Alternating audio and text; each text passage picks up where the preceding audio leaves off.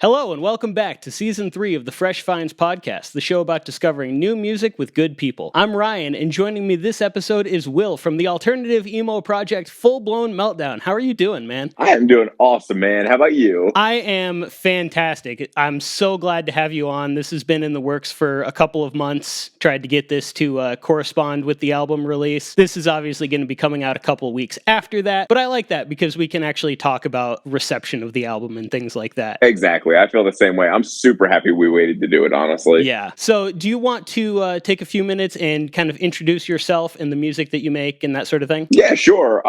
So obviously I go by Full Blown Meltdown. I've been playing music now for 2 decades, and I'm an old head, but I used to tour 24/7. And now I decided I just wanted to do everything alone. So I kind of told everybody else that I want to record the vocals, I want to record the drums, I want to do the guitars, everything by myself. And it's been really fun and challenging, but incredibly fulfilling at the same time, being able to do this all alone. I can imagine that would definitely be a big change, going from being in a band where everything is kind of split up a little bit creatively. And then also, like, you know, as far as like songwriting, I don't know how the bands that you've been in have been, but as far as like this project is very clearly wearing your soul on your sleeve here, as opposed to, you know, like some other bands where that might be shared a little bit amongst the members. This is all you know. Exactly. So you've got this new project, Mollify, that came out as of recording this last weekend. You surprise dropped it on Thursday when everybody was expecting it on Friday.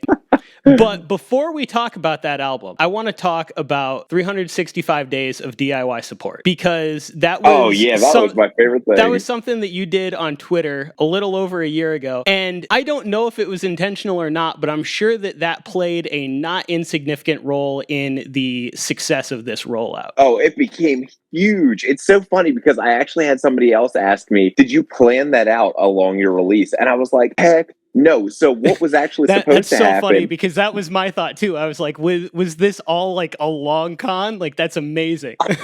Yo, I wish that I was that smart.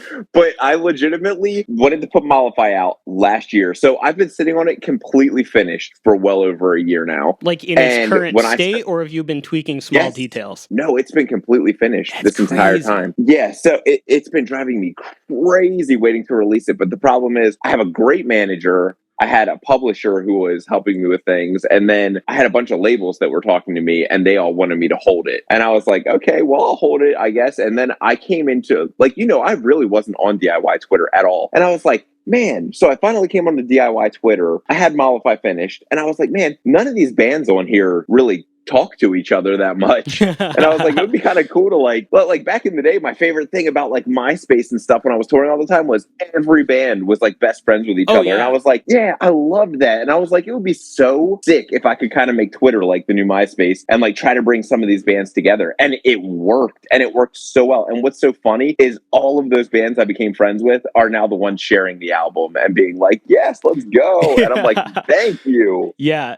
Well, that's the funny thing is I had a Twitter for the podcast and things like that for a couple of years, but I was never really super active on Twitter until a few months ago when I did my podcast with The Merrier, because Twitter is his main platform. And so I was like, I kind of want to meet my guests on the platform that they're on. And that was when I found you and kind of that entire like DIY Twitter scene. And I've kind of been a little bit obsessed since then. Which is too. So funny. I know. You know what, though? Honestly, it's the best scene, because I don't know if you've seen, I have a bigger Instagram and a bigger TikTok than I do a Twitter. But my Twitter is by far where all of my friends are. Well, because I feel like you're just kind of shooting the shit as opposed to like, I am creating content. And yes, exactly. It's kind of more casual. And so you can just be like, oh, look at this cool shit I found, you know, and it doesn't have to be as thought out, you know, because like, true. I was going hard on TikTok for the better part of a year, but it just felt like the community wasn't quite there. And I still do it a little bit, but I do too. And it's so funny because I create a TikTok at least 3 or 4 a week, and I try to do every single day. But the problem is everybody over there. So once someone follows you, TikTok's kind of killed the algorithm now, where once somebody follows you, it doesn't matter if they follow you or not. They're not going to see your stuff at all. And on Twitter, if I post something, at least 50 to 60% of the people that follow me are going to see my crap. And I'm just like, hey, like I can at least talk to my friends there. I love that. I totally get that. So you kind of like found that, and that was your way of trying to like unite the scene. How much do you think that like has really helped you create a community that was able to share this album and get it to over 10K in a weekend? Completely DIY. I know, and we just hit 15K this morning. That's crazy. And it feels, is that not wild? It feels so crazy. I'm not gonna lie. I think without all the Twitter bonding together and everything, I maybe would be at like 5,000 right now. So it's literally, 300% the boost of what I would have had originally, which it really does feel so good. So moving on, do you want to give a little bit of background into Mollify and kind of what this album means to you, and a little bit of like background into the production on it and that sort of thing? Oh gosh, I could talk about that for days, right? So we have the weirdest production of all time. As far as recording goes, we do everything in my best friend's bedroom and in my car. No. Okay. Yeah.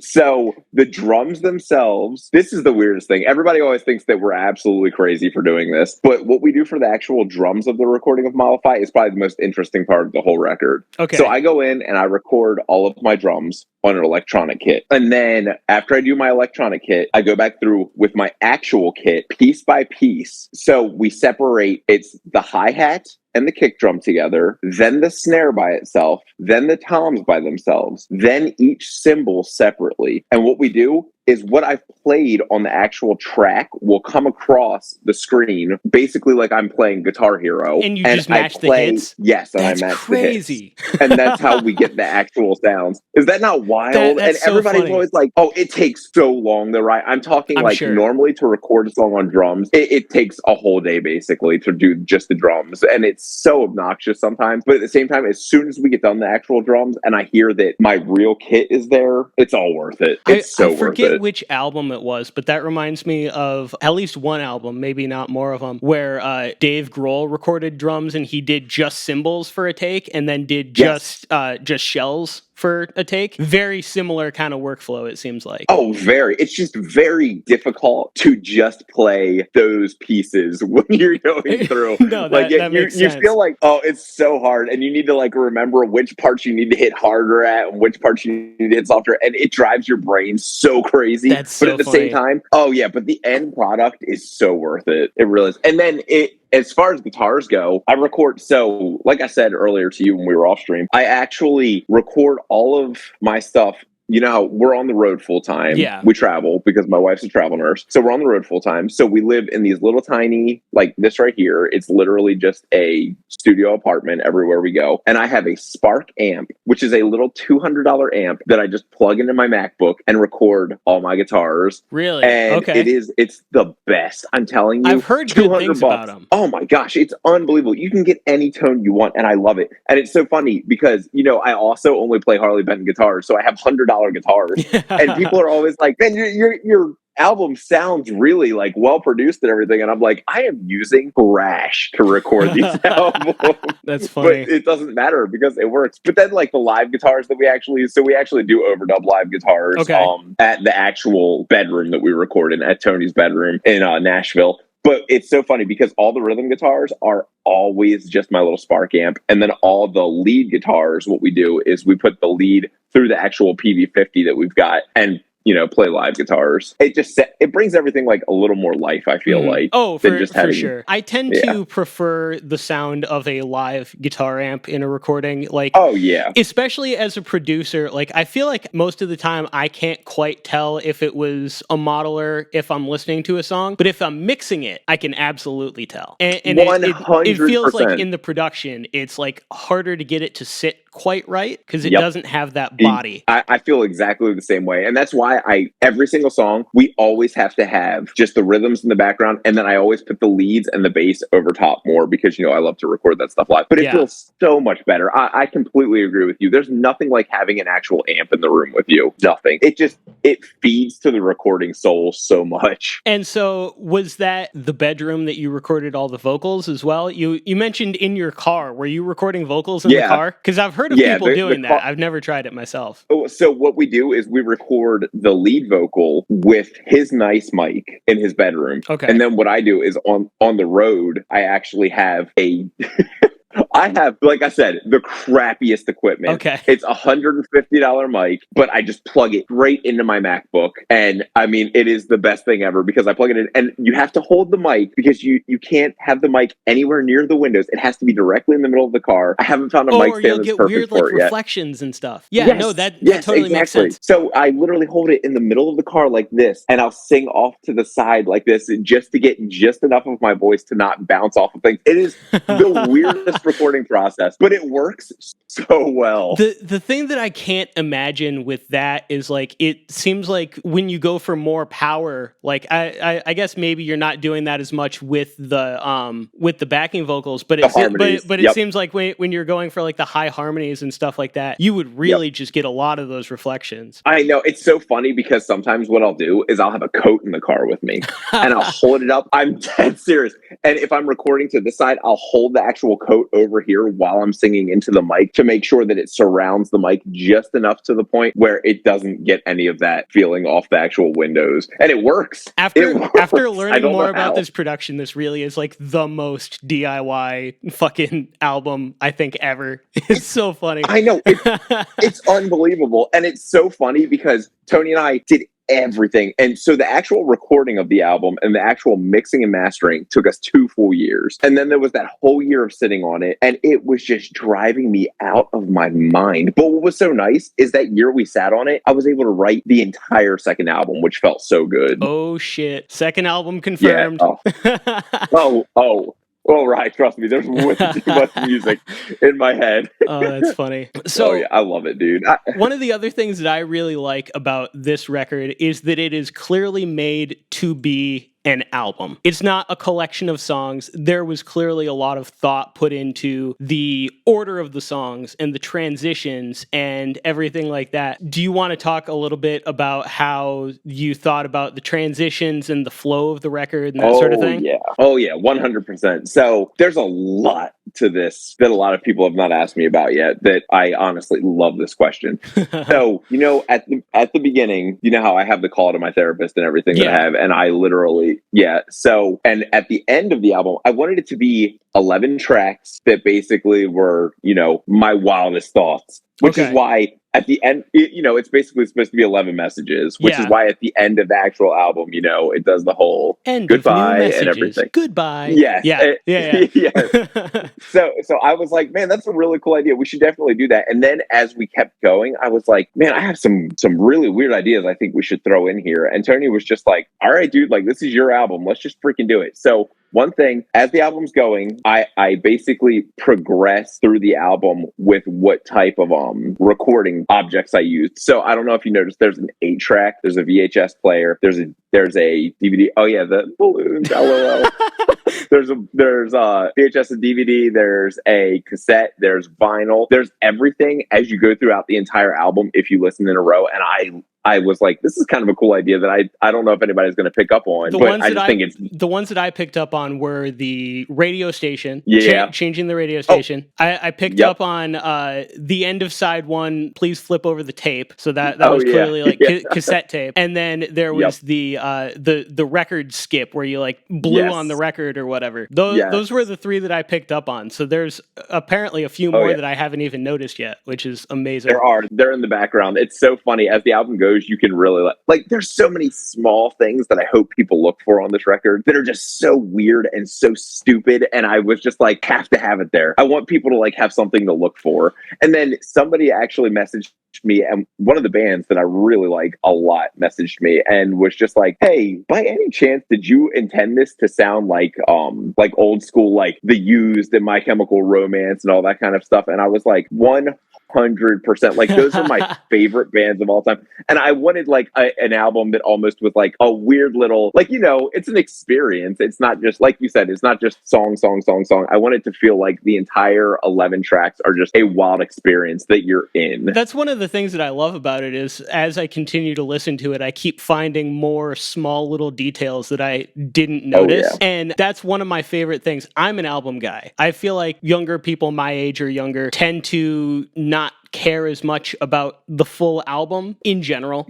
I think that people who are musicians probably tend to prefer the album, but like I love the amount of thought and depth that goes into those decisions, because like the track list and the flow of an album is really an art form in and of itself, I think. Yep, I feel the same way. So, all my favorite albums growing up were literal albums. Like, you started at track 1 and you ended at the last track. Like, you didn't listen to, shuffle or anything. You had to listen to the whole thing all the way through. And it's so funny because I've actually had people tell me, I was like, hey, did you listen to the album? And people were like, yeah, I listened to that one song, Wait It Gets Better. And I listened to, and then they'll like tell me like Kick It or something. And I'm like, so did you just like shuffle it? Yeah. That's crazy. And I'm like, yo, please, for the love of God, like listen to the whole thing front to back. Give it a chance just one time. That's all I want to convince people to do, is just give the album a chance one time all the way through. One of the things that I really liked about the progression of the album, just like the track list in order, is that after the song that's clearly an intro are the first 2 singles. So if people have been following the release, then they're songs that they would have recognized, but they have additions to them. There's small little changes with sound design and some extra backing vocals and things like that. But I think that my favorite thing is by the time it gets to Another Wednesday, you've kind of established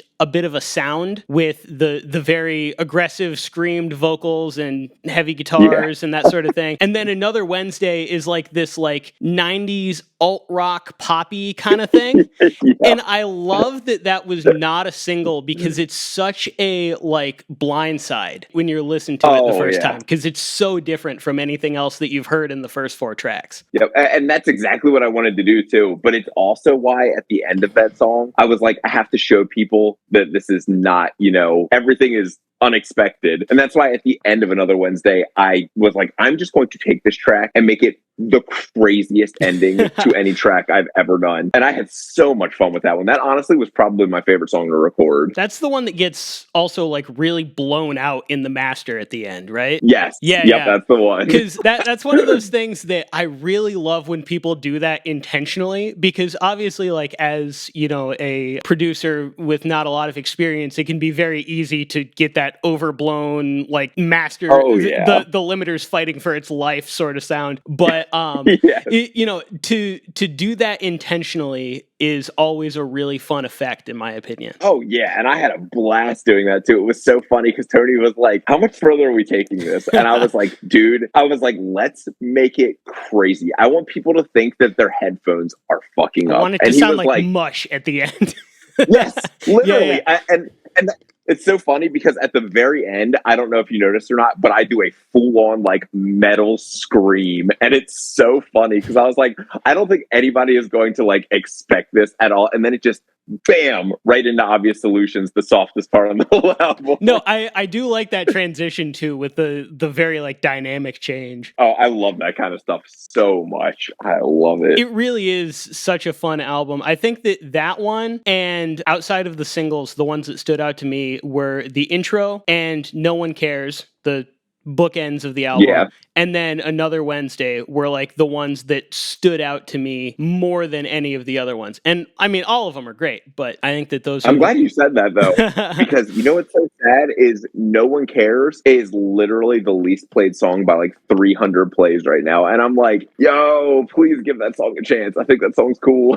I think it's probably because people are listening to it in order and maybe are, having to go do something else or whatever and have to turn it Oh, off yeah. early. I'm guessing that's Oh, yeah. probably the reasoning for it. Oh, yeah, which is fine. But at the same time, it's so funny because I feel like I definitely took a chance by putting that last, because there is a music video for that song that I'm so excited about. Nice. And I was like, you know what? I was like, screw it. I'm literally going to put this last. And then if people don't listen to it, when the music video comes out, they're going to be like, I didn't even know that song was there. I think I think it's such a great summary of the themes of the rest of the album, though. I think that it works really well as the closer. Yeah, that's what it's supposed to be. So I'm glad you said that. So is there anything else that you specifically want to mention on this before we move on to the other part of the episode?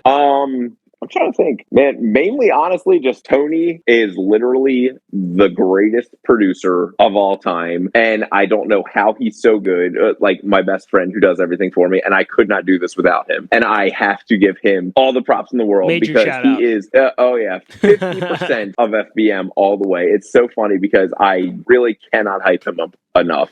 The dude is the bass player on the album, and he does a lot of the lead guitars. And then sometimes when I need a backup vocalist, he does the high screams and everything, and he just kills it. And it's so funny because he asked for 0 credit. And he's just that cool of a guy. That's crazy. It really is like just the production value of everything. You would not think that this was a, bedroom record vocals in your car type of album at all. So I'm sure that there was a lot of like cleanup that had to be done as well on those tracks to make them sound as pristine as they are. And they sound fantastic. So huge shout out. Heck yeah. All right. So I think that it's time to move on to the next part of the episode where we're going to share some tracks that we've been listening to lately. I think everybody knows the deal at this point, but I'm going to go first. You can go after me, and so we'll go back and forth. I'll have the first song, and you will have the closer. Is that going to work for you? That sounds great to me, buddy. All right. So my first song is probably one that you'll be familiar with, but it's a band that sent me something. I posted something on Twitter about like having to work late one night and needing like new music to listen to, and they just responded. And